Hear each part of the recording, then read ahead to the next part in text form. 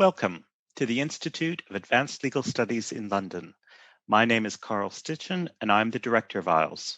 It's my pleasure to welcome you today to Law and Humanities in a Pandemic. This series of monthly remote workshops seeks to make sense of the wide-ranging relationship between law and the pandemic through the insights of the humanities, broadly understood as the set of cultural influences which are shaping the use of law and the responses to it.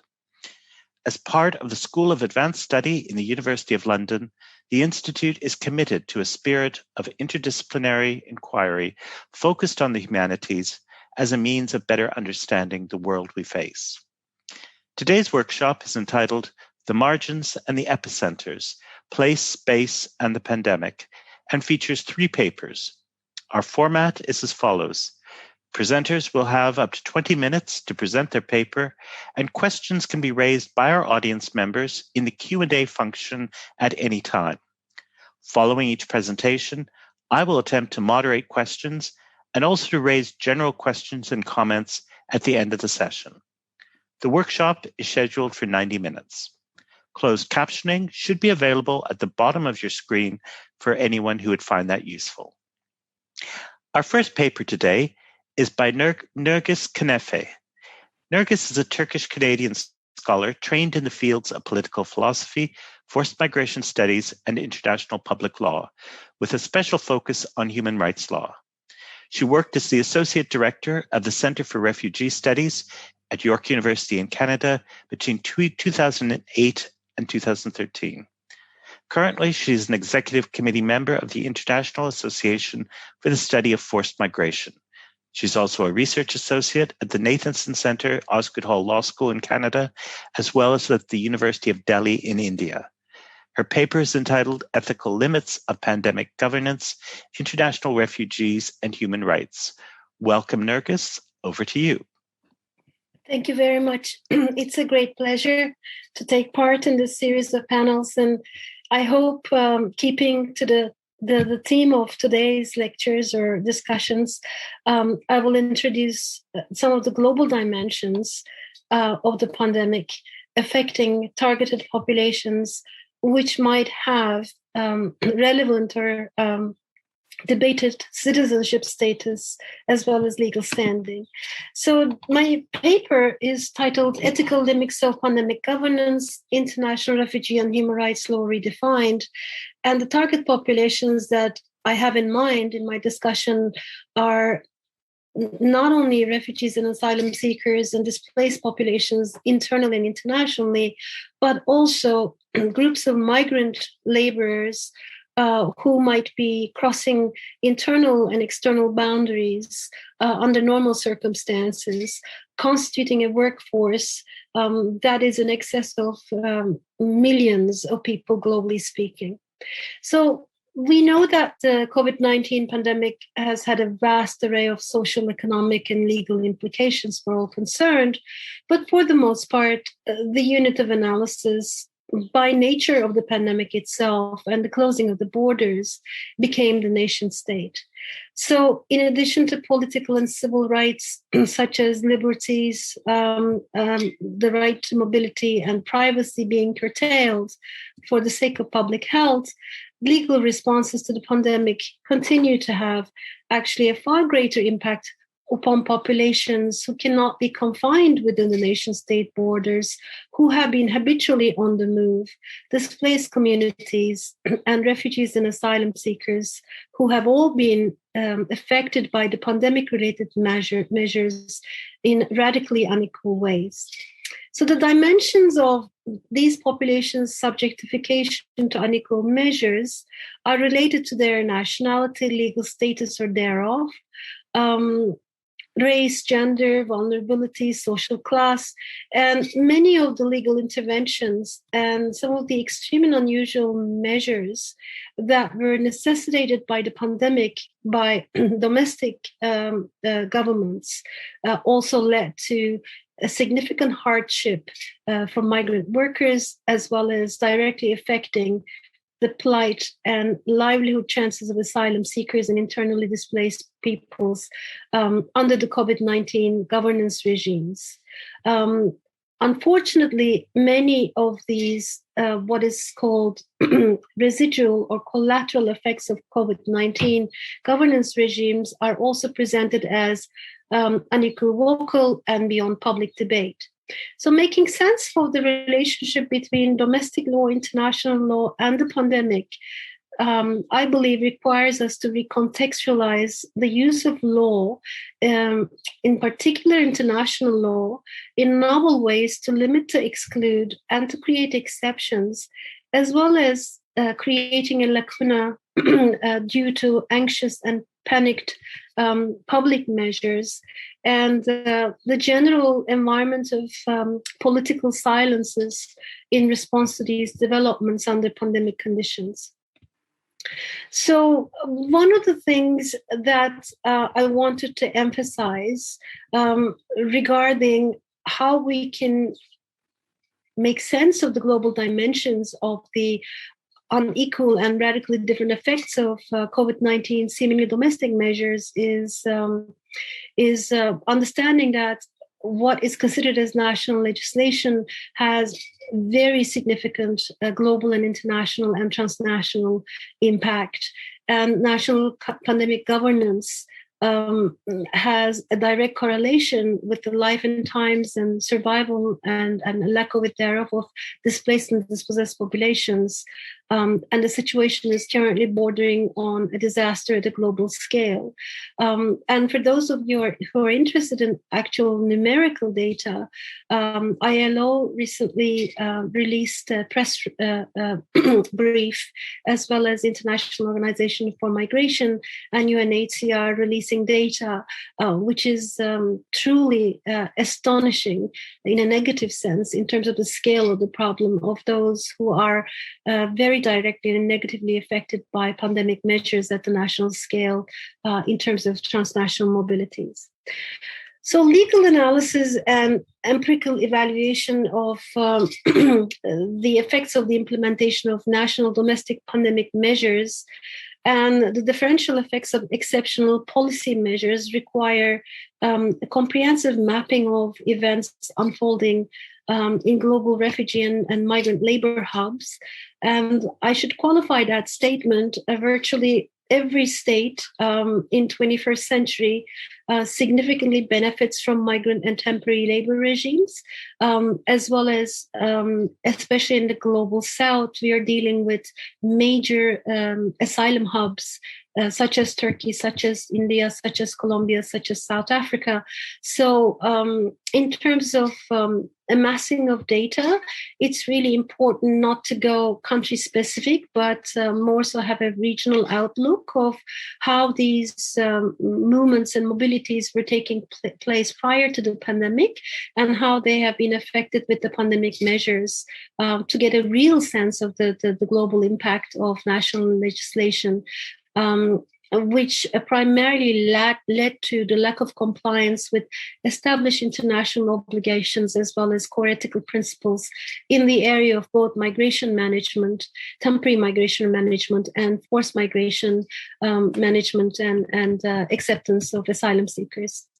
So I've already suggested that the status of citizenship, as well as work permits, as well as internal dynamics within a given constituency, such as civil strife and unrest and displacement, had a multitude of unforeseen effects on target populations.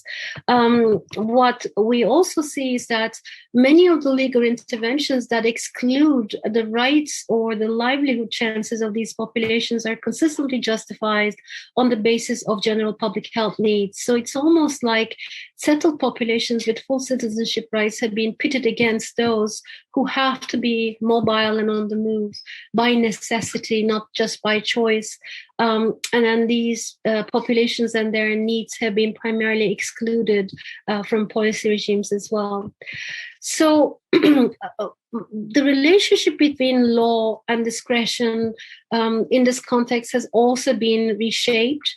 And this in turn, again, has impacted individuals and communities who lived in between and at the margins of nation-state boundaries and who habitually moved or who are facing very significant crises, political and otherwise, that requires them to leave their country of habitual residence. So overall, the pandemic has had a multiplication impact, I would call, on racialized and marginalized communities at a global scale. And then we do know that there has been ongoing debate on global division of labor that is a very keen on racialized groups being subjected to different scales of employment and disproportional affectation of citizenship rights and social rights. What the pandemic did was, on the one hand, really increase these disparities, but on the other hand, because of the lack of status of these groups and communities, rendered their situation and the mass human suffering relatively invisible. With little or no recourse for alternative methods of action, political response, and potentially legal means of seeking remedies. The challenges faced by these groups require us, and then this is the kind of the end of my paper, which I'm not going to have time today to develop on, but nonetheless it's there. These challenges require us to think about measures and perhaps recommendations to inform governmental, intergovernmental, and transnational policy program development for the protection of non-citizen groups and civil society interventions in a way that is aligned globally, rather than being simply nation-state specific. So to capture the pandemic experiences of these communities on the move, as I would call them, there are 4 general themes that need to be addressed. The first one is obviously the significant lack of access to medical, social, and financial protection for these communities, because prior to the pandemic, they were already living in situations which are overcrowded, with very limited access to social services, very limited curtailed access to medical services, and certainly they were not included in financial protection schemes of national governments. And with COVID-19, where national populations direly dependent on these services provided by states, these groups on the move have been by and large excluded. The second item is preponderance of high-risk employment, often requiring work outside of the home within these communities if they did have homes, because they often were employed in informal economies and they had precarious employment, and the needs of the society in these areas continued, and they were not covered and protected by labor legislation, and therefore often they continued to work in agriculture, construction, infrastructure, and some of the informal economies, including care industries, where they were exposed to COVID-19 with no protection in most cases. The third factor, or the item to be considered, is widespread presence of substandard employment and forced returns to the country of origin in the case of migrant laborers, with no support mechanism available at either end. So while they were leaving, and I'm going to talk briefly about the incidence of migrant workers in India, there were no support mechanisms available as they were leaving, and then there was certainly nothing available as they arrived at their point of destination, if they managed to do so. And we also witness large populations which are left in limbo or stranded, so to speak. These are migrant labor populations, some of whom have been displaced already, and therefore they didn't even have a place to return. And again, the factor of invisibility really compounded their exposure to COVID-19 related inequalities. And the last item is lack of access to information concerning unfolding policy measures developed at the national level, hence increased confrontations with law enforcement, which then leads to a phenomenal rate of increase in incarcerations and summary deportations among these communities on the move. We know from the American examples, as well as European examples, the rate of incarcerations and summary deportations increased multifold, and often there is no legislation that would protect the rights of any of these communities, even to the point of gathering their belongings before they're deported. So migrant workers, refugees, and displaced populations have been both more affected by and are also vulnerable to the spread of COVID-19 in any of these jurisdictions. At the same time, in countries where the pandemic has been spreading, I'm sorry, migrant workers also continue to play, I'm sorry, an important key role in response to COVID-19 by working in critical sectors such as agriculture. And in the European context, especially in the UK context, we do know that seasonal harvesting did require exceptional measures to be introduced so that the borders can be kept open for the arrival of migrant workers. And what's interesting in my observation is many of the local populations who did not work with migrant workers for agricultural harvest were surprised by these exceptional measures being introduced. In the Canadian context, we also see the introduction of special measures for care workers to be entering the country, and sometimes asylum seekers and refugee applicants to be included in the frontline COVID-19 work with special permits. So it's a very interesting situation. On the one hand, we see a sweeping move towards externalizing migrant labor and people on the move. But on the other hand, in relatively dangerous and critical key sectors on the front line, we see there in mass employment based on special permits. As of March 2021, immigrants from 20 countries with the highest number of COVID-19 cases accounted to 31% of the total international migrant population. And then these data could be surmised from World Bank and WHO documents. Immigrants also counted for at least 4% of the population in 14 of the 20 countries with the highest number of COVID-19 cases, which again indicates that there was a fairly significant reliance on immigrant labor and people on the move in terms of the sustenance of economies under COVID-19, which goes against the public perception that they should go back home. There's widespread unemployment for local populations, and they should not be included in the COVID-19 governance regimes and subsidy regimes. And compared to the global share of migrant populations making up about 3.6% of the total population, we see that especially in migration hubs, both in the global north as well as regional hubs of migration in the global south, such as Turkey, Malaysia, the Gulf countries, Venezuela, Colombia, South Africa, etc., immigrant populations remained to be a significant element of the local economies during COVID-19, albeit with very reduced rights and access to protections. In terms of the humanitarian law effects of COVID-19 regimes, we see that between March 2020, when the WHO declared COVID-19 as a pandemic, and February 2021, nearly 100,000 movement restrictions were implemented around the world by 189 countries. And many of these issued exceptions, and the total number of exceptions amount to 800, which critically disable mobility internationally and locally.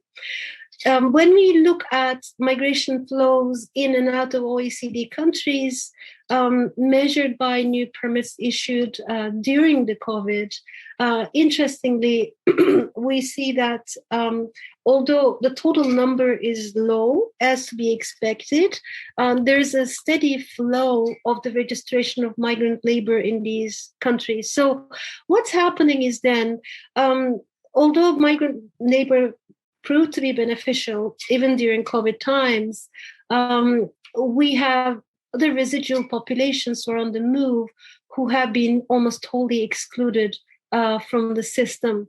So we do know that from IOM records, the pandemic left nearly 3 million people stranded, and this is an underestimation, with no access to consular or other legal assistance for 6 months and above, with very little means based on their regular status, and almost no resources to meet their basic needs. And until very recently, these populations also have been excluded from vaccination programs.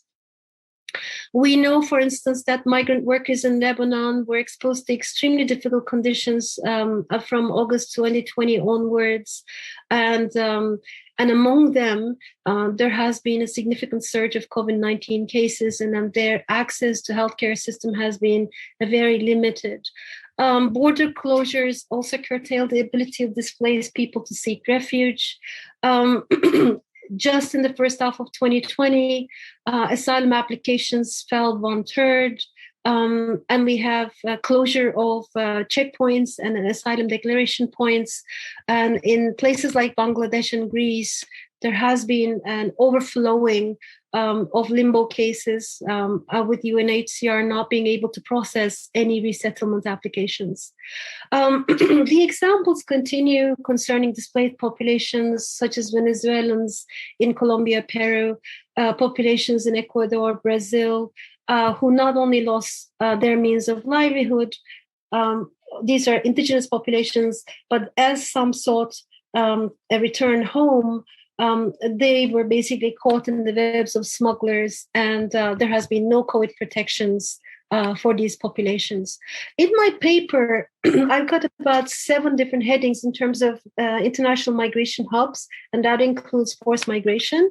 And I'm obviously not going to have any time to go over these, but I just want to close my presentation today with some figures and some vignettes, so to speak, just to share with you the direness of the situation concerning populations on the move. The number of IDPs within Cameroon, Mozambique, and in Niger and Somalia during the first half of 2020 have already surpassed the figure for the entirety of 2019. So what we're seeing is, contrary to our perception that the world basically came to a halt and then all the movement has froze, displacement dynamics continue to push populations, if not across borders, then within national borders, leading to cascades of internal displacement, which then rendered these populations almost entirely outside the reach of COVID-19 protection mechanisms, including vaccination. We also have very disconcerting figures concerning deaths in the sea. And what we see is, in the first 3 months of 2021, the deaths in the Eastern Mediterranean Sea crossing, which basically brings asylum seekers and displaced people from North Africa and Middle East to European countries, bordering countries, the sea border. The number in the first 3 months of 2021 was larger than the entire year of the previous year. So what's happening is, because of various extreme border control measures, there is further deployment of security personnel and law enforcement in the open seas to push back the arrival through various means, either on foot or through sea, which then leads to mass deaths and disappearances on land or at sea. And those numbers are only the numbers that we know of in terms of the body counts. And then the estimate is much higher in terms of the people who are lost in these journeys of displacement. And I mean, just to give you a rough number of counted deaths in the Mediterranean for the last 8 years, is about 25,000. So I'm just looking at my time. I think if you can draw it to a close now. Exactly. So I just want to close with just a tidbit from India. India is right now in the cusp of a major crisis, and it's a federal state. And what we may not know in the northern Western hemisphere is that a major part of Indian economy is informal, and it relies upon internal migration and migrant workers. And with the closure of Indian state mechanisms in terms of employment of these migrant workers, and with the sudden curtailment of public transportation, we saw during the last 6 months massive waves of Indian migrant workers walking kilometers and hundreds of kilometers back to their home state, during which time the increase in COVID-19 infections, as well as other causes for ill health and collapse, as well as what happens to them once they get back to their home state, really contributed to the current disastrous situation in the Indian subcontinent. And it's just one of the many examples of these invisible sectors that are constituted by people on the move concerning the global COVID-19 protection regimes or lack of it thereof. Thank you.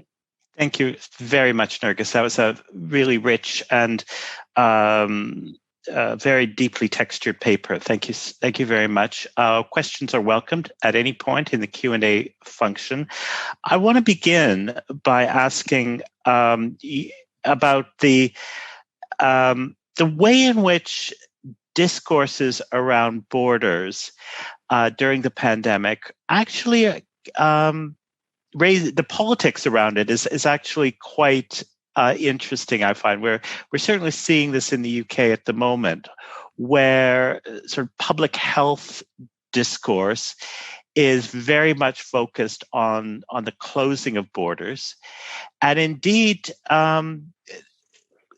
sources that you would think would be quite critical of, say, neoliberalism, are themselves reproduce this very advocacy of a very strict border control regime. At the moment we're seeing that in the UK. I've seen the so-called Indian variant, which has emerged here, being blamed on fruit pickers who've come from India, and that blame is actually coming from the political left. So it's an interesting way in which these discourses seem to be playing out. And I wonder if you had any thoughts on that. I mean, if we go back to the basics of what allows global capital accumulation, you need the circulation of three things, right? It's the materials, the raw materials, the resource materials, and money, capital, and labor. And historically, that has always been the case. And I think what COVID did was it created a momentary blindness to our historical realities that no national economy ever since 16th century actually relied upon its native labor force. So, and often the politically salient take on that is, oh, well, we're just kind of suspending the border openings only towards asylum seekers. And I think there has been a kind of silent approval of temporary migrant workers coming in, especially in agriculture and service and care industries, until the expansion of COVID infection rates among these communities really became a public health issue. And that was to be expected because they don't live like the native population do. They live in very populated environments. Even Filipino care workers in Europe, in Asia, and especially in Gulf countries, are living in close quarters with other laborers who serve the household. So physical distancing, vaccination, as well as hygiene that is so commonly purported as COVID protection measures have not been within their purview. So I think it was a ticking bomb for these populations to be, immeasurably more infected by COVID, and the situation is worsened by the fact that they don't have official sick leaves or sick days, or they don't have access to the healthcare facilities as readily as the national population. And therefore, when they do become sick, they kept working, or they kept working side by side with others, which meant that, whatever we were trying to curtail in the national population in terms of creating bubbles, in terms of isolating, none of those measures were applicable to them. It's almost like they lived in a parallel universe. And then when the infection rates really increase, they then get blamed for carrying the variant. And I mean, I don't know that these variants, I read a conspiracy theory, so to speak, and it speaks to my mind. We know about the Indian and the Brazilian variant, but I'm not sure whether there isn't a German variant or a French variant, or simply because maybe the kind of DNA sequencing hasn't been done. What I mean is, where this virus spreads uncontrollably, it looks like naturally it leads to another variant. And the British variant, I think, is the game changer. It's not in the global south. Yeah. Exactly. The other question I had that I wanted to raise, which I think is very relevant here, is the way in which this racialized blaming that you referred, your paper refers to, so neatly seems to connect, and it's not surprising at all, really. It combines mobility, which of course seems to get blamed on the migrant population rather than the population that needs the migrant labor, as you say. But that's also combined with the discourses around vaccine hesitancy, which becomes certainly in the UK, is very racialized in the way in which it's deployed. So vaccine hesitancy becomes a problem of racialized communities, and in the way in which it's constructed. And you put those two things together, and I think that's a very potent combination for a racialized blaming to take hold. The one thing that I can venture to say is, if there is a history of mistrust between the state and populations, certain target populations, let's say if you've been subject to incarceration much more than other populations, if you have been detained and interrogated much more so, if you have a history of being marginalized, then the introduction of vaccine, just by virtue of it being a health measure, does not mend that relation of mistrust. And so there would have to be a different kind of relationship being established. So I think in some of the marginalized communities, there is a widespread belief, and that's not just lack of education, that it will lead to sterility among men, and so that they can't have more children. Or that it would lead to other kinds of diseases which have no cure whatsoever, and then you might as well just kind of get on with COVID. Or that they are the only ones who are being subjected to a bad batch of vaccines, as opposed to the native population getting the better batch. And all these, I think, go back to that relation of mistrust, and the dented discourse about the state always disciplining and taming and excluding.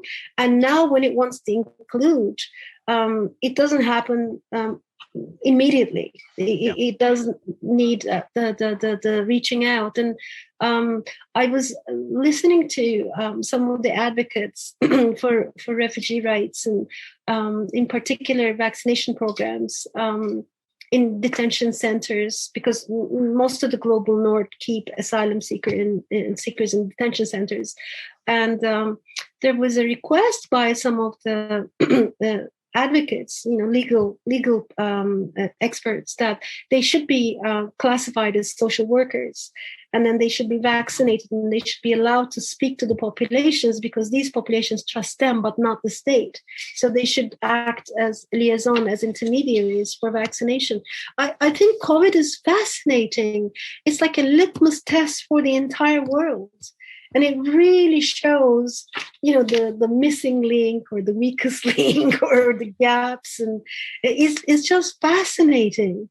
Well, thank you, Nergis. That's a great point on which to end the presentation. Thank you very much for joining us. And we will move on now to our next speaker, who is Valerio Nitrato Izzo. Valerio is a research fellow at the Department of Law, University of Naples, Federico II in Italy. He teaches legal methodology, and his main research interests lie in philosophy of law, legal reasoning, and law and the humanities. Valerio's paper is entitled Pandemics, Humanities, and the Legal Imagination of the Disaster. Over to you, Valerio. Good evening. Thank you very much, Carl, for organizing this engaging series of seminars, and also to everybody to be tonight and discuss our works together. I will just try now to share my screen.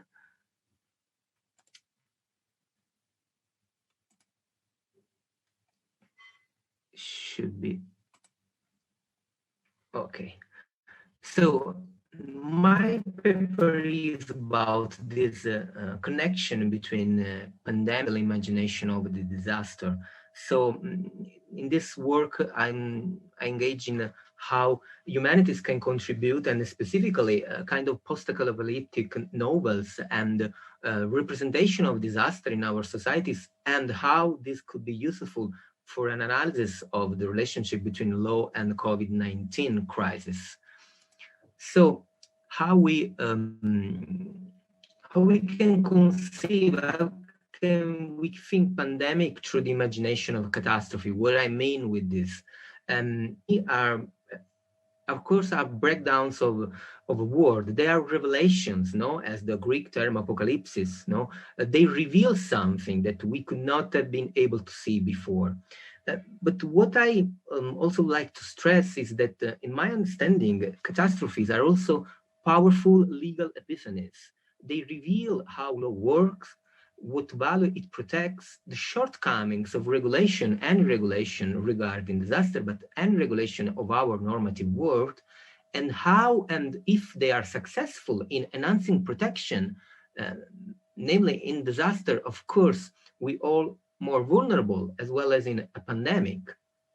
So the other aspects I would like to stress is that, of course, COVID-19 revealed things that we already knew, the ecological crisis, the degradation that in a way or another is connected, deeply connected to this current pandemic situation. So the pandemic just showed us things that we didn't want to see, maybe, no? At the same time, disaster seen also in media discourse are normally great levelers, no? As an event that affects everybody in the same way. Well, this is of course true at a certain point, till a certain point, but it's not a very sounding point, a very sounding thesis, because there's no such a thing as a natural disaster. No, it is the exposure to risk, the social vulnerability that makes a disaster a disaster. Context matters. So catastrophes are magnifiers because they affect more some people than others, more some classes than others, some race, some sexual orientation than others. And the literature is rich about these topics, but in the media discourse, now we're still a bit hooked to this great levelers, disaster, pandemic, we are all in the same boat. Yeah, and this is disaster studies show that this is not entirely true, not entirely convincing. Even if, of course, the ecological crisis, in a certain sense, as some authors immediately put attention, as Bruno Latour, in this famous that's called COVID-19 as a dress rehearsal for future ecological crisis. Of course, we are all in the same planet. So at the same time, this is something that can be true and not true at the same time. But so if we value this aspect of the social aspects of a disaster and pandemic, maybe we should be aware of the fact that we could call pandemic a syndemic, This is a term that was coined in the medical anthropology in the 90s by Meryl Singer, that highlighted that the impact of disease could not be just studied from the point of view of the physical disease, of the medicine effects, of the clinical effects, but there was an interaction between factors. For example, AIDS was one of the crucial disease to analyze with this method. So there was an interaction between factors that spread the disease, and not just a mere comorbidity. The fact that, as we know nowadays, COVID was more deadly and more lethal to people that have already some health issues. So the most important consequence of seeing COVID-19 as a pandemic is to underline its social origin, and this is very important in understanding how law acts in a disaster scenario, in a pandemic scenario. And of course, this a bit should be a counter narrative to the Great Leveler narrative. So, humanities and the imagination of catastrophe. Well, during the pandemic, literature, movies, art in general constitute a fertile reservoir of social imagination. We have of all kinds, from Boccaccio to Dan Brown, Angels and Demons, from Saramago, Blindness to Camus, the movie Contagion, and a lot of other things. And work of art that in certain ways anticipated often some scenario. This is also the case for apocalyptic and disaster-based novels. Not so much movies, but I will make an exception for movies at the end of the presentation, and that offer an analogous array of elements that are useful for social and legal imagination. Because in a certain way, they structure how societies represent themselves and shape reality. This is a point made by literature researcher Heva Horn, that has wrote a book, The Future as Catastrophe, where she analyzes many literature, movies that really show, and in a certain sense anticipated also, COVID-19 and other pandemic situation. So what is the place and the function of the law in such a situation? Here I recall Posito, a very well-known philosopher from the Italian theory, if we can say so, that has worked, of course, in a kind of a revaluation of biopolitics.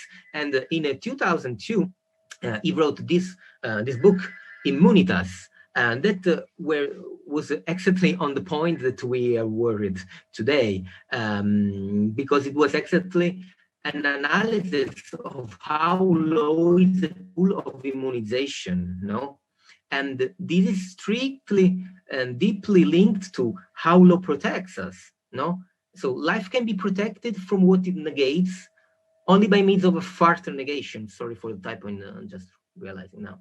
So the law ensures the survival of the community in a life-threatening situation. We need the law, We need law in disaster, in COVID-19 situation more than ever. But at the same time, how much law we can really, how much law is too much, How much law really regulates in a useful way? The problem is thinking law through survival, And if we want to survive an event, is the law a medium to represent the end of this event, or is a medium to just trying to avoid the event from which we are seeking shelter, seeking protection? This is a kind of paradoxical situation that Esposito analyzed, that also criticizing, for example, Nicholas Luhmann, has an immunization, but too much law immunizes so much that life in the end could be not present anymore. So we are thinking about humanities, And the first example of novel I want to elaborate on is The Scarlet Plague by Jack London, that seemed to me a bit absent. I don't know, maybe in UK, on an Anglophone world, it was a bit more spread. But in this 1912 short tale that was set in 2013, a disease in 2013, just missed a few years, the Jack London, there was a kind of invisible disease that spread suddenly, sudden death in a very unpredictable ways. More or less, the plot is that at a certain point in a world where discrimination and violence were the rule, a very, how to say, in a world very structured in terms of class differentiation, this disease at a certain point seems a leveler, no? In the sense that it's sudden, nobody really understands how people get the disease, so it's unpredictable, and this is, of course, led to a collapse. London imagines that it affects almost the entire humanity. So young and older generation, that is the dialogue in the book, do not share the same world anymore, because young people that were born after the disease, they are able to more or less escape the deadliest effects, but they see a world where there is no sense. And here there is the absence of law, because this is a kind of state of nature where law neither protects or discriminates anymore. But the interesting thing is that the law was not protecting before, because neither, because the world was structured on so fierce discrimination and racialization that was really invisible law. And this idea of invisibility also is connected, with pandemic. We don't see the virus, we see the people, but we don't know who is bringing who is infected, and at the same time it's also strictly connected to climate change. We cannot imagine really climate change because we cannot see it. We can see a storm, we can see a dried plant, we can see when things happen, but it's really hard, and a lot of philosophers are investigating this, for example, in the kind of hyper objects, we cannot really even think about really climate change. So one of the other features that is strictly with the normativity of COVID-19 is this kind of social distancing, that was also so popular in Italy as a terminology that came directly from the English, and how this created exclusion, intimacy, at the same time forced intimacy in a certain sense, and so it was for me, I understand this as a kind of pandemic legal proxemics. Proxemics was the idea of Edward Hall in this book, Hidden Dimension, in 1966, where he investigated relations between space, culture, and individual. So, for example, how in a certain culture, the distance that two people speaking each other could be bigger than in other cultures. So we need a legal proxemics, and the law offered the legal proxemics, and this was a kind of regulate different kinds of space during the pandemic. The intimacy forced in our houses, that for who was so lucky to have an house, for example, unhoused people, homeless, were showed as a revelation. The COVID-19 just revealed what we already knew, that many people didn't have a shelter, and there was an issue also of public health during the COVID-19. Our social space was drastically diminished. The virtual, where we are talking right now, was a space that even the most reluctant person was obliged to enter in, and the public that disappeared in many ways.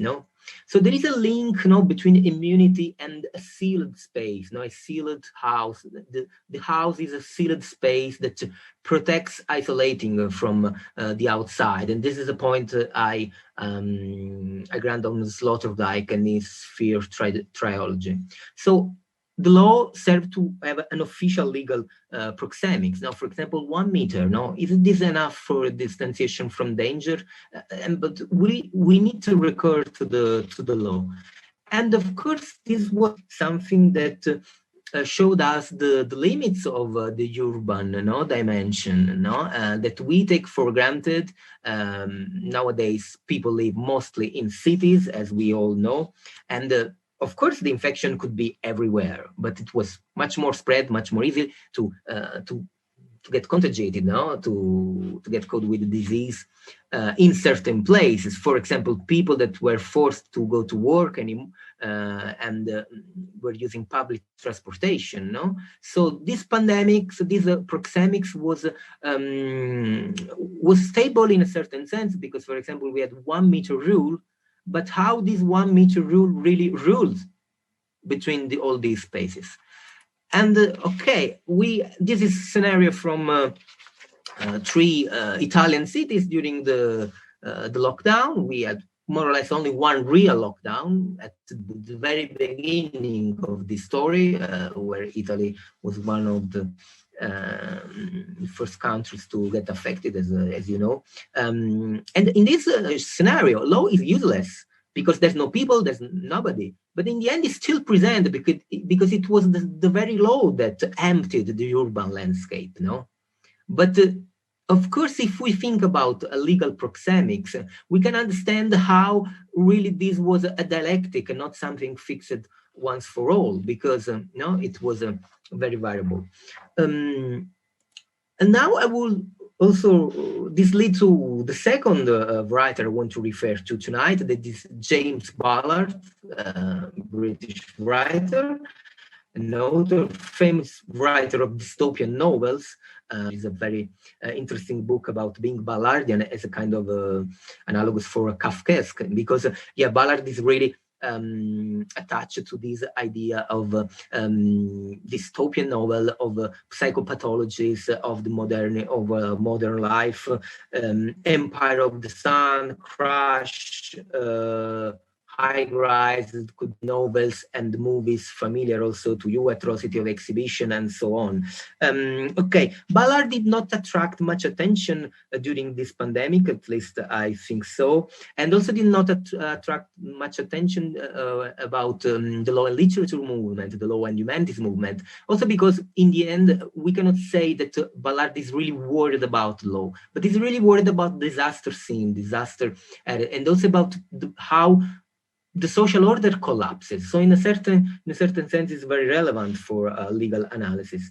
And it demonstrates how the disaster is already among us and how the presence of the law can be very different from what is expected in modernity, as in, for example, High Rise, that there is this condominium, that is a normative micro-universe set apart from the world, where in the end, everything collapses because people start to being so much aggressive, killing each other. Don't make any spoiler if some of you are interested in reading the book or watching the movie. And but it is also a very clear example of the normative meaning of gated communities, of communities that get gated, and we were all gated at some point or another during this pandemic, and we know that families, even the most happy one, were or old relationship were very under stress, and in High Rise you can find this, why people get into this condo, and in the end the condo is the world, that is the thing. And in another very short tale, concentration city, less known in this, also less known collection of tales, Disaster Area. The cover is also not so much elaborated, but it's the one you can show as a comments.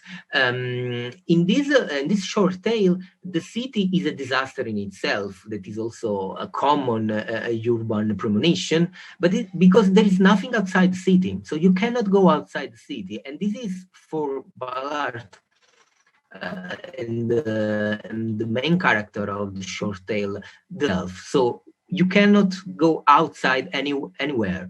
There is nothing outside the city, and in the sense you are trapped. You are trapped in a condo. You are trapped even if you are out in the city. And this is, I think, interesting for our understanding. So the last pieces, and I will just go to conclusions.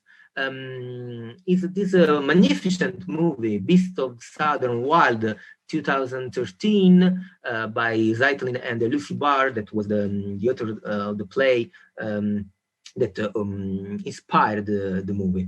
And this is From the Light to Life, to the Right to Survive. No, this was the title of an Oxfam report of some years ago that has been with me as a very fascinating way of thinking about disaster and how and if what it means to have a right to survive. No, because it's something that it seems qualitatively different from having the right to life that we are most used to in political theory and even legal philosophy, if you can think so.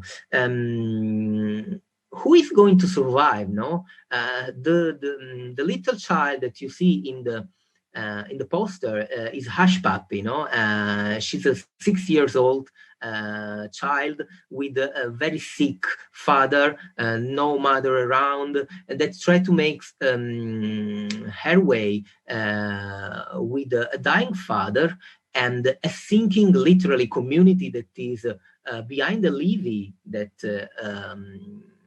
protects them. This is, of course, a kind of Katrina-inspired, Hurricane Katrina-inspired story, and also with some links to some reality that was, in a certain sense, affected by British Petroleum Gulf disaster. So I need to go quickly. So the idea of Hush Puppy here is that subjectivities and fragmentation of the subjectivity in the disaster is a crucial tool of analysis, no? And it's also the post-colonial representation of the right to survive for marginal communities that is so important. And we were talking also about this just a few minutes ago, no? How we racialize, this right to survive. We have all the same right to survive. This is also a problem of ethical challenges that the pandemic showed us, and it's similar, during disaster time. Who I'm going to assist first? Who is going to have that last ventilator helping to breathe? No, this is of course where issue extremely frightening, especially in the very first weeks of pandemic here in Italy, in the northern Italy especially, and we didn't have really law about this. And it's also a discussion if we should have a law that decide who is going to survive or not. And the general theme of this is the state failure in assuring protection, or if really the state is the entity we can recall to ask for protection. But Hush Puppy here represents the iconic and ecstatic subject. It's transformed by the disaster, but at the same time want to transform through her fight to survive, in a certain sense, in this community called Bathtub, because they are kind of the other side of the levee. And the levee, for me, also represents these abyssal lines, as Boaventura de Sousa Santos could call, that law also always creates, all the spatial dimension of the lawscapes, how the law, also in the critical legal scholars, Andreas Philippopoulos, how the law creates space, and how this space is so important in this situation. So conclusion, it is the function of law in pandemic and disaster. It is the law that makes visible the exclusion and the excluded. This is one of the theme I'm working on in the paper. And the physical space that we have seen in the city does not disappear just because the legal proxemics tries to empty the city. And what is the urban understanding of these legal proxemics? We're going to have a transparent, decent, safe, non-infected, non-conflictual city in this kind of urban beyond the pandemic, and how long will last this return of state? Till when? Because there was a very big return, and also for political and legal theory, this return of the state after so many years where the state was really waning, And so the need to reestablish the social dimension is central. I think this is one of the lessons of the disaster and as well this COVID-19 situation, and solidarity as a legal and social value in disaster. We have seen how sometimes COVID-19 regulation about curfew, for example, were affecting people trying to help homeless people, people trying to help even at the grassroots movements, no, not just a doctor going to the hospital, but there were a lot of help, solidarity from below that was not really helped by the law. So, and this is my conclusion. The humanities really, I think, show here in this situation a very interesting tool for imagining other legal meanings that we know to engage and challenge COVID-19 legal and political understanding for us through the disaster analogy that I tried to show. Thank you very much for listening. Thank you, Valerio, for a very interesting, diverse paper. A couple of questions, and our participants are invited, if they wish, to raise questions as well. I think your paper nicely touches on the dialectic involving the power and the limits of law, which I think we've seen throughout the pandemic. On the one hand, law has been deployed as a potentially powerful state law, as having this power to, as you say, empty the city.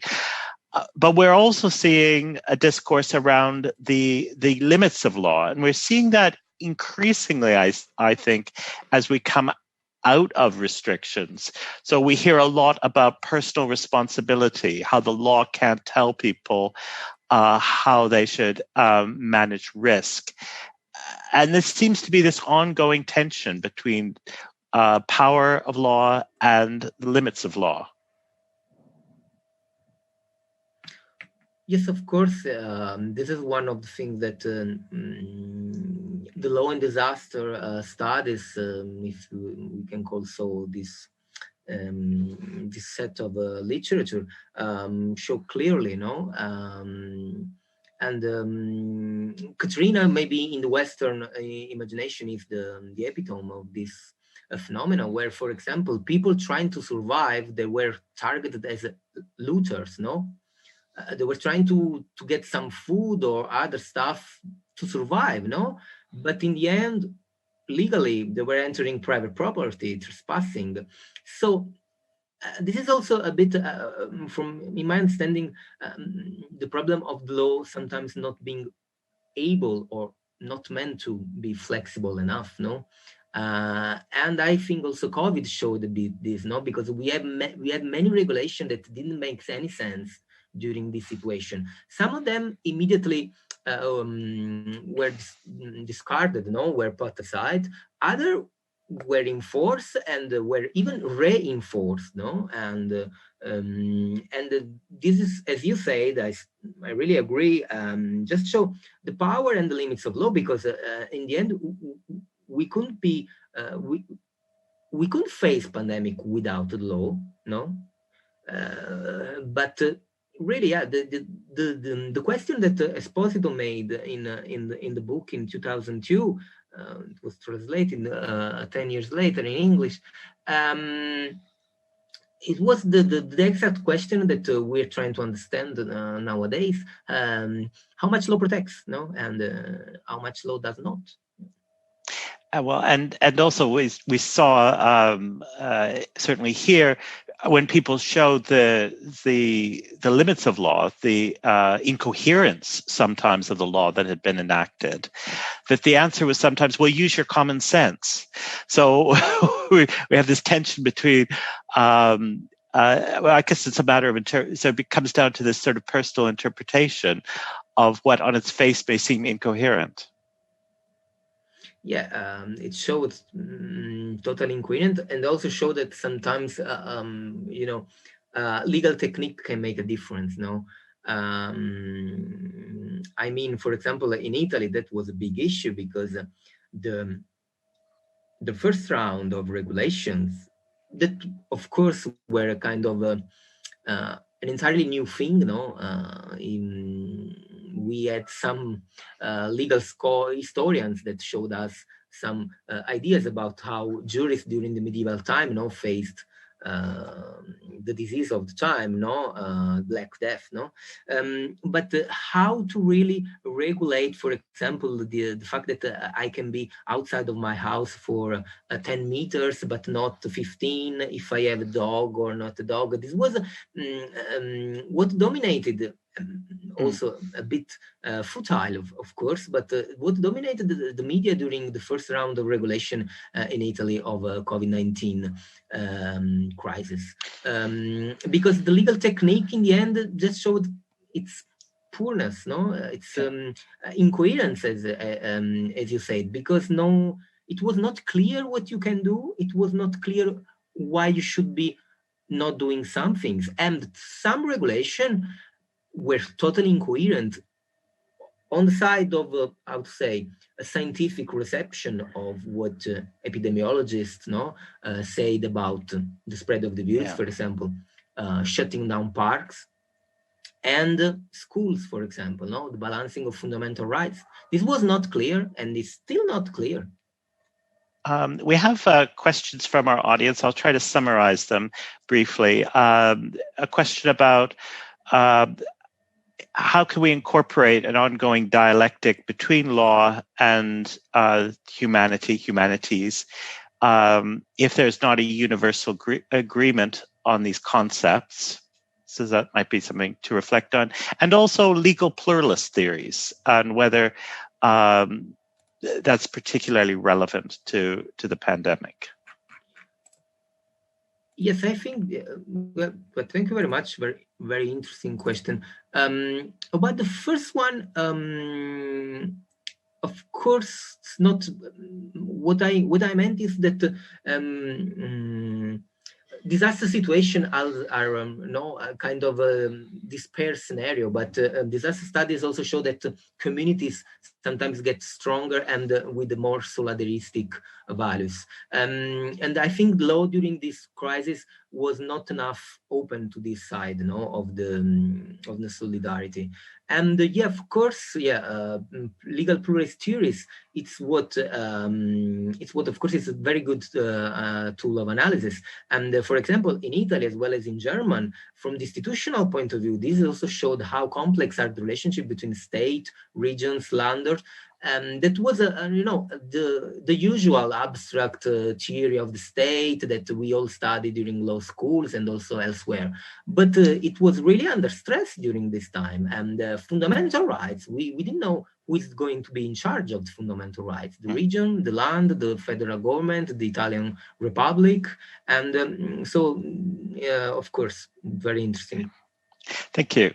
Well, I think we'll move on, but thank you very much for a fascinating paper, and I look forward to seeing the written version. I'll move on to our final speakers today, who are Renisa Mawani and Miki Stelder. Renisa is Professor of Sociology at the University of British Columbia in Canada. She's the author of Colonial Proximities and Across Oceans of Law, which won the Outstanding Contribution to History Book Award from the Association of Asian American Studies and was shortlisted for the Theory and History Book Prize from the SLSA. Miki is a postdoctoral fellow at the University of British Columbia and the University of Amsterdam. She received a 3-year Mary Skłodowska-Curie Fellowship for the project Maritime Imagination, a Cultural Oceanography of the Netherlands. Her work's been published in Settler Colonial Studies, Radical History Review, and the Journal of Palestine Studies. Their paper is entitled The Pandemic and the Ship. Welcome, Renisa and Miki. Over to you. Thank you. I will try to share my screen. Is it working? Can you see the screen? Yep. Great. Okay. Good morning, good afternoon, good evening, everyone. Thank you for coming. Renisa and I would like to begin by expressing our gratitude for being able to speak to you from the traditional, unceded, and ancestral territories of the Musqueam people where we work and the Squamish people where we both live. And I will now give the floor to Renisa, who will begin with the first part of our paper. Thank you so much to Carl and to the other presenters for their fascinating papers. We will be picking up some of the themes around mobility and migration and around the dialectics of law. Cruise ships massive vessels operating as resort islands for wealthy travelers at sea. Cruise ships are leisure spaces of white excess and colonial fantasy. For crew, they're sites of racial exploitation and more recently confinement. The vast discrepancies between leisure and coercion have been visibly materialized in the COVID-19 pandemic. In the early months of the pandemic, cruise ships with their thousands of guests and cramped quarters materialized as vectors of contagion. The first cases at sea were detected in early February 2020 aboard the Diamond Princess, a ship owned by the British company Princess Cruises. The Diamond Princess reported the highest number of cases outside of mainland China. In only 1 month, an additional 25 vessels reported COVID cases. Over 700 travelers were infected and 14 died. By May 2020, 40 cruise ships had positive cases. Many were stranded at sea. Under maritime law, states have the right to close their ports of call. Fearing the spread of infection, authorities in Australia, New Zealand, and the US and elsewhere refused cruise ships from dropping anchor. Between March 2020 and March 2021, there have been 3,519 reported cases aboard cruise ships and 73 deaths. Since the first COVID cases emerged last February and a few months thereafter, cruise ships dominated the news, not only with stranded passengers, but also with stories of abandoned crews. In a pandemic with cities and borders closed, Lale Khalili writes, shore leave and crew changes not permitted by transit ports, welfare visits to ships disallowed, and no clear and consistent end in sight for such restrictions, the world's 1.6 million seafarers have been feeling anxious about their own fate, about their families' health, about their income now, and the availability of work in the near future. The spread of COVID aboard cruise ships, stories of passengers stranded at sea, and reports of the dire working conditions of exploited crews have opened important vantage points from which to consider our current pandemic. The ship at sea has long been a space of disease and contagion. Centering ships and drawing on these histories, we suggest, invites other ways to track the global pandemic, while also revealing how it has deepened the forces of imperialism, colonialism, and racial capitalism, as evidenced in the unequal effects on life, illness, and death. As sites of multiple laws and competing jurisdictions, ships bring into sharp view the tensions between national sovereignty and the international order. And in doing so, they foreground the violent effects of addressing a global pandemic through the fortification of national borders. In the longer paper of which this excerpt is a part, we explore the COVID-19 pandemic from the sea. We explore how moving ships, the cruise ship, the refugee boat, and the military vessel have both troubled and reinforced the sovereignty of nation states within a wider international legal order. In our presentation today, we focus on two ships, the cruise ship and the migrant vessel, to trace the invasions of microbes and the exclusion of migrants. But first, let me say something about histories of quarantine. Disease and quarantine have long been maritime problems. From the 16th century, Mediterranean ships were required to wait often 18 days before goods could be securely offloaded.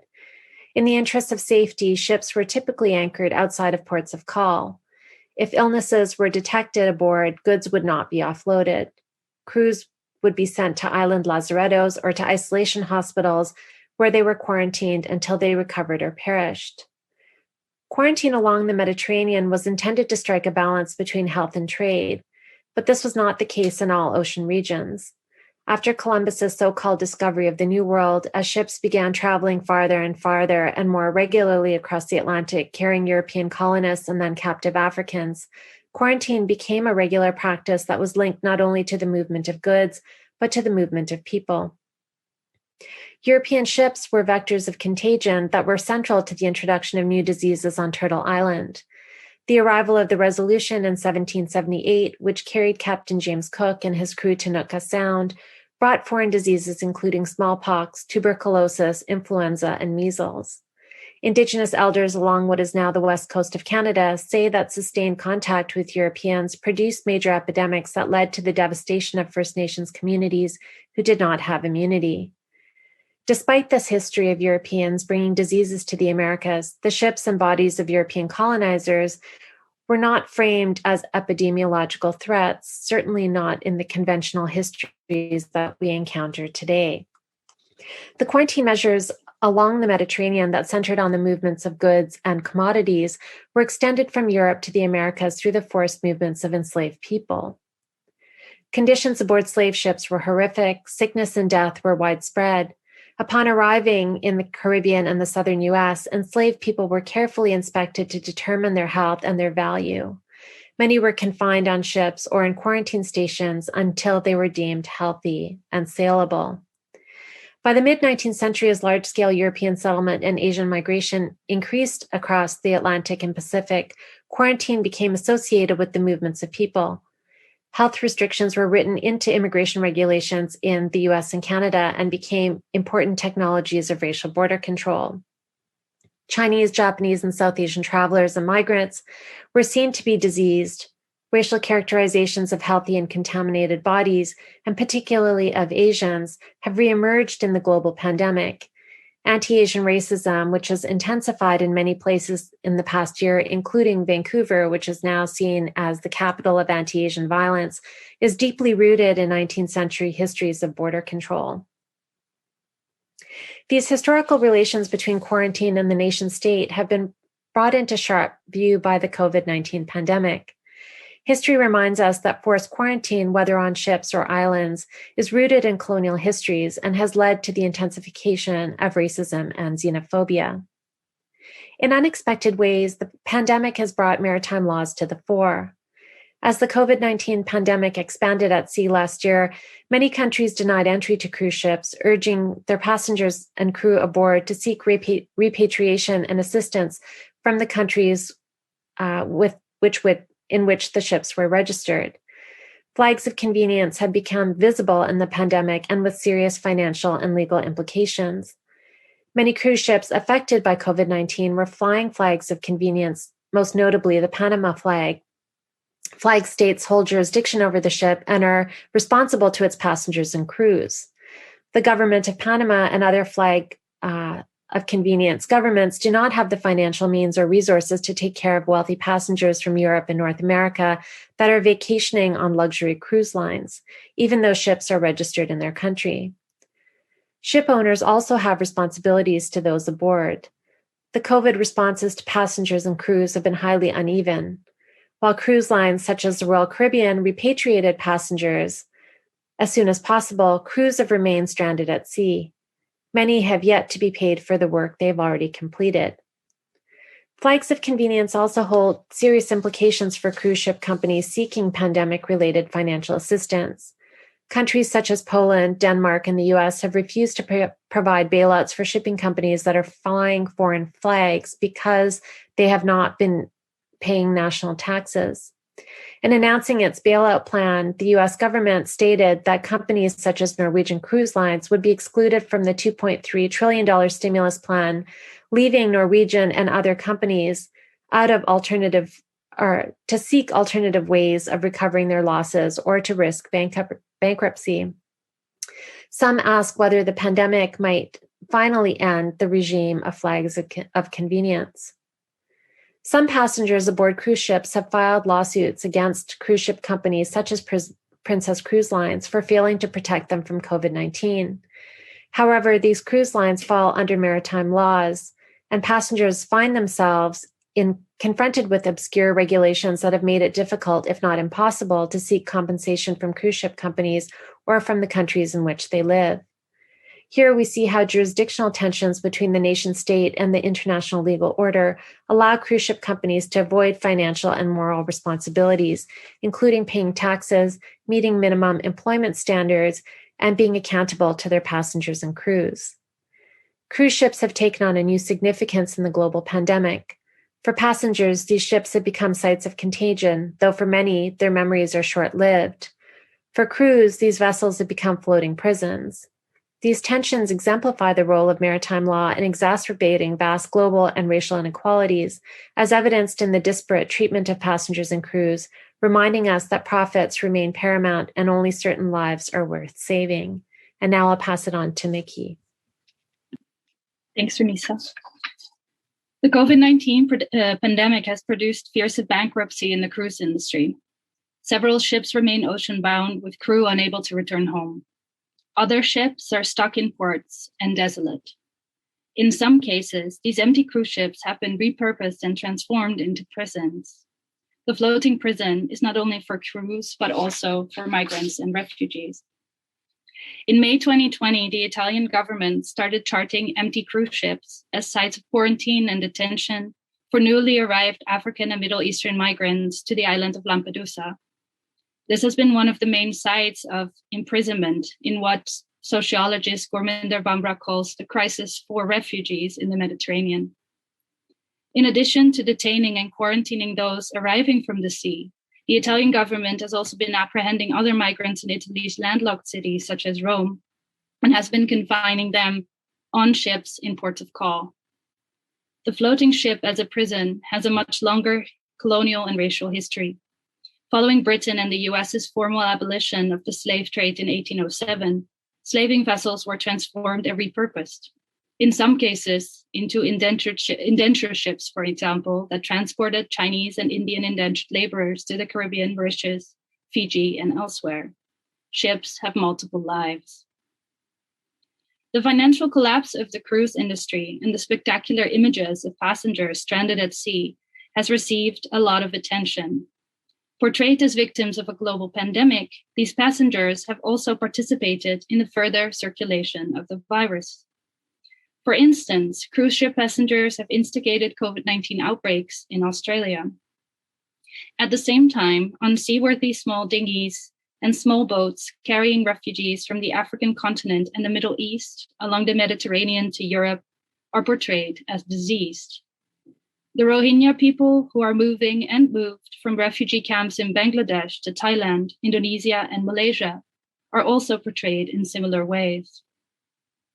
These racial and xenophobic associations between migrants and disease are reminiscent of the construction and detainment of Asian migrants in the US and Canada during the late 19th and early 20th century that Renisa pointed out earlier. On April 16, 2020, the Royal Malaysian Air Force spotted a small boat approximately 70 nautical miles or 130 kilometers west of the coast of the Malaysian island Pulau Langkawi in the Malacca Strait. The boat, which was attempting to reach Malaysia, carried over 200 refugees, mostly women and children. These refugees were fleeing the overcrowded refugee camp of Cox's Bazar in Bangladesh, where they were stranded after facing persecution and genocide in Myanmar, and where situations had deteriorated because of the pandemic. The refugee camps in Bangladesh are one of the largest in the world today. In another event that happened in April 2020, 400 refugees attempted to enter Malaysia via the sea and were turned away by the government. The boat had set course for Bangladesh, but ran out of fuel, water, and food. The vessel floated around the Bay of Bengal for 2 months before it was rescued by the Bangladeshi Coast Guard. Some survivors are now still remaining in quarantine in Cox's Bazar, but many did not survive the journey.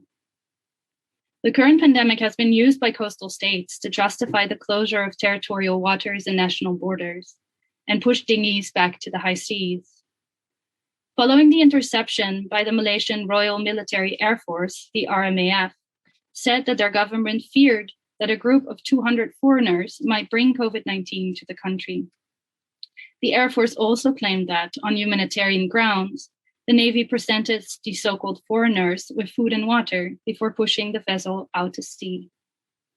This case demonstrates how the COVID-19 pandemic has been used by governments as a means to legitimize the killing and letting die of refugees adrift at sea, a situation which has deepened during the pandemic but existed already way before it. According to the RMAF statement, the Navy and Air Force have joined forces and made concerted efforts to protect the country's maritime security and sovereignty. These efforts will only intensify as boats with refugees continue to arrive in Malaysian waters. In order to understand the Malaysian government's actions, it is important to return to the contentious relationship between international maritime law and international refugee law. The UN Convention on the Law of the Sea of 1982 makes no mention of refugees adrift at sea. The question of refugees is regulated under the United Nations Refugee Convention of 1951 and its 1967 protocol. These two documents determine, among other things, who can be considered a refugee, what kind of protection a refugee is entitled to, and the legal responsibilities of the recipient state. In the waters under its sovereign control, a coastal state has jurisdiction to prevent or punish the infringement of customs, fiscal immigration, and sanitary laws, such as contaminants and hazardous materials. The coastal state can deploy its sovereign jurisdiction to reject foreigners from entering the country based on the above directives. The UN Refugee Convention includes the principle of non-refoulement. This means a coastal state is not allowed to turn persecuted minorities adrift or in distress out of its coastal waters, and those who are legally considered refugees cannot be expelled by their host states.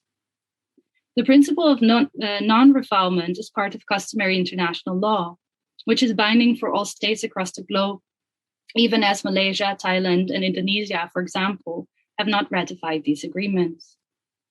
Italy has, and yet its Coast Guard participates in illegal pushback actions forcing refugees out of its territorial waters and has remained absent in search and rescue operations. At the same time, Italy criminalizes rescue missions by activist organizations and prevents such rescue vessels from reaching the safety of ports, again using the closure of national borders out of COVID emergency regulations as an excuse. Long before the pandemic, Malaysia and Thailand had implemented a so-called help-on policy, pushing ill-equipped boats of refugees and possible survivors of human trafficking back out to sea. Help-on policies violate the principle of non-refoulement, which prohibits the rejection at the frontier, interception, and indirect refoulement of individuals at risk of persecution. On the Mediterranean and Aegean seas, activists and refugees have noticed a decrease in search and rescue missions carried out by coastal states with the advent of the pandemic. On the one hand, this is the result of European Union policy to shift the surveillance of refugee boats in the Mediterranean from the sea to the air by using unmanned drones developed with Israeli military technology to push responsibility for search and rescue to the reluctant Libyan coast guards and engage in illegal pushback actions and the criminalization of activists and small fishermen who engage in rescue actions at sea. On the other hand, such policies and illicit activities have deepened during the pandemic. Activists from the monitoring organization Alarm Phone have noticed that coastal states and the European Union have increasingly used COVID-19 emergency measures as an excuse for non-assistance at sea. Although the challenges for refugees adrift at sea have been around for much longer, the pandemic has exacerbated the dire conditions for those at sea. It also draws attention to the limitations of both international law and the nation state in providing a response to humanitarian crises, of which COVID-19 is but a symptom. The extra-legal actions taken by coastal states are becoming more and more normalized. Not only have European and South Asian states retreated from the seas, using the pandemic as an excuse for inaction, refugees who do successfully make the crossing end up being pushed back to international waters over supposed health concerns or incarcerated on refurbished cruise ships. Looking at the pandemic from the perspective of the sea brings new perspectives to the crisis for refugees and offers new insights into the politics of containment and how lives are valued through race, religion, and/or citizenship status. To conclude, the pandemic has brought into sharp relief the differential distribution of the right to protection and the limitations of international maritime law, such as the flags of convenience system, where most cruise ship passengers who spread COVID-19 across the globe have long been returned to their countries and are initiating legal action against cruise lines for negligence. Refugees in distress at sea have no recourse to legal protection and are simply left to die. Those who do manage to cross the Mediterranean are detained upon arrival on remodeled cruise ships that now serve as migrant prisons. This letting die and letting live, based on racist regimes of freedom of movement, is what Cameroonian philosopher Achille Mbembe calls necropolitics. Necropolitics is more than a state's right to kill. It includes a state's power to expose certain people to death while letting others live. Contemporary politics of containment and contamination have hardened the boundaries of the nation state, using and violating both existing national and international legal agreements, while at the same time declaring a national state of emergency that leaves those without recourse to legal representation and citizenship the most unprotected. COVID-19 has deepened disputes around who needs to take responsibility for refugees in distress at sea, and the pandemic shows how national sovereignty and global ocean governance interact. Closing borders leaves many people stranded and exacerbates rising nationalism, xenophobia, and racist border policing. Shifting our attention to the ship in the context of the pandemic provides a different perspective on who's left behind, who's worth saving, and the limitations of a politics of containment and contamination bound to the nation-state form. Thank you. Thank you. Thank you both very much for a fascinating paper, which articulates to so many of the themes of today. And we'll welcome questions in the Q&A function. I'd like to begin by just touching on one concept which comes up in the paper, which I was fascinated with, and that's the way in which the offshore is has a very important role within law, within global capitalism, as an incredibly important concept for the circulation of global capital, and yet at the same time is constructed as threatening to jurisdiction and sovereignty. So it seems to play this ambiguous role, and I thought your paper really highlighted that.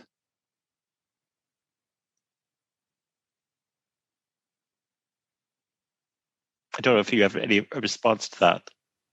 Yeah, I mean, I think one of the things that we're trying to sort of play with in the paper is to think precisely about how we're not thinking about it specifically in terms of the offshore, but we're thinking about it in terms of the expansion and contraction of maritime jurisdiction, and how this has really served particular objectives, both historically and, dating back to the 17th century, and also in the current moment, and in ways that are both, central to the workings of global capitalism and also central to the fortification of nation states and national boundaries. And we see these really playing out in the context of the Mediterranean. But I think and we have, as Nergis pointed out in her presentation, in the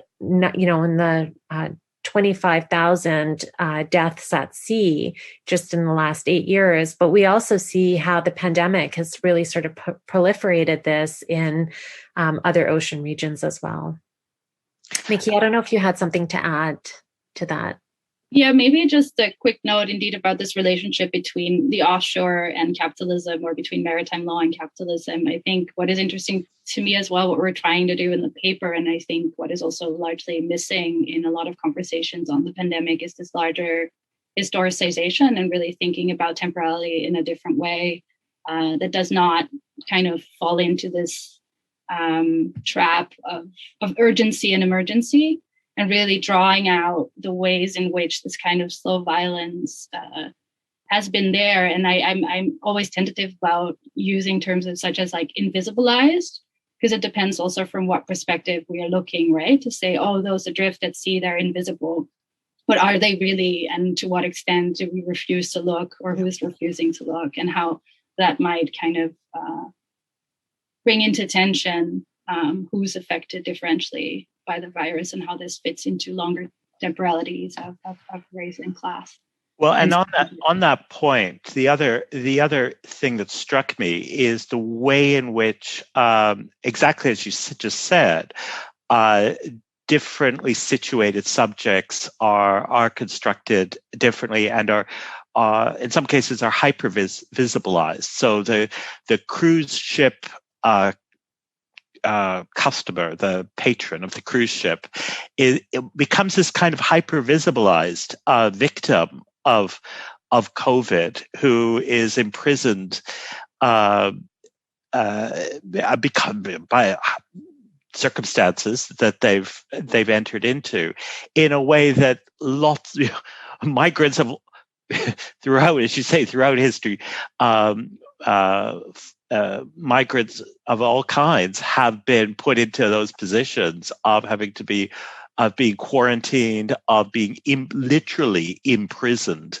So there is this kind of, rather than being this equalizer, what you actually see is this very different way in which these constructions emerge. And I think that's also true of the notion of, as we're seeing now, the quarantine hotel as being constructed in the media as this sort of terrible place for the travelers are subjected to, which, I'm sure they're not pleasant at all, but the way in which other migrants have historically been literally imprisoned. So that would be just one observation I had. I mean, absolutely. I think, it's when the lockdown first happened in Vancouver, for example, people were complaining about it and talking about how unprecedented this was. And my response was, well, if you live in a place that's occupied or under siege, it's not unprecedented at all, right? Like curfews, the sort of imprisonment in your place of residence, if you're fortunate enough to have one, is common to how life unfolds in the post-colony or in the colonies. So, I think perspective is everything. And finally, on that point about perspective, we have a question from Nergis, and that's about perceptions of time, linear versus cyclical, or are there other options to consider? The ship, she says, the ship as it is presented here seems to exist in cyclical time. And I wonder if that, she wonders, and I wonder too, does that resonate with you? Yeah, absolutely. Mickey, I hope you don't mind if I answer this. My book, Across Oceans of Law, is primarily about time and how central the ocean and the ship is to the imposition of a global time, right? And so, I mean, even the fact that we're all in different time zones and meeting at very different times of the day, the role of Greenwich, for example, and how that was about, this kind of standardization. And yet the ship itself defies this kind of linearity through,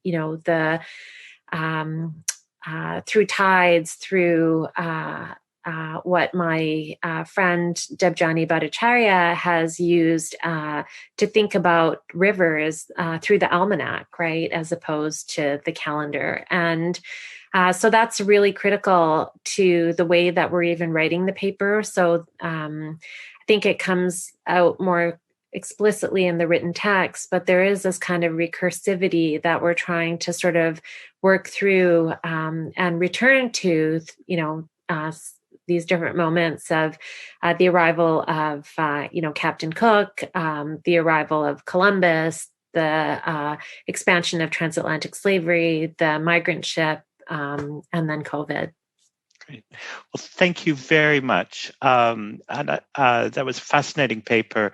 And I'm really looking forward to seeing the written version in due course. So I'd like to now draw the session to a close, and I'd like to thank our three speakers for joining us, four speakers on three papers for joining us today and presenting such really fascinating papers that link together, I thought, really beautifully. I'd like to thank you as well to our audience for joining us and for your participation.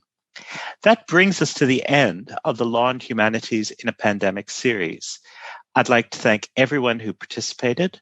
You've all contributed to what I think is a vitally important intervention in what have been and remain incredibly difficult and tragic times. Until we meet again, whether remotely or in person, in whatever time and place you are, it's goodbye for me from the Institute of Advanced Legal Studies in London.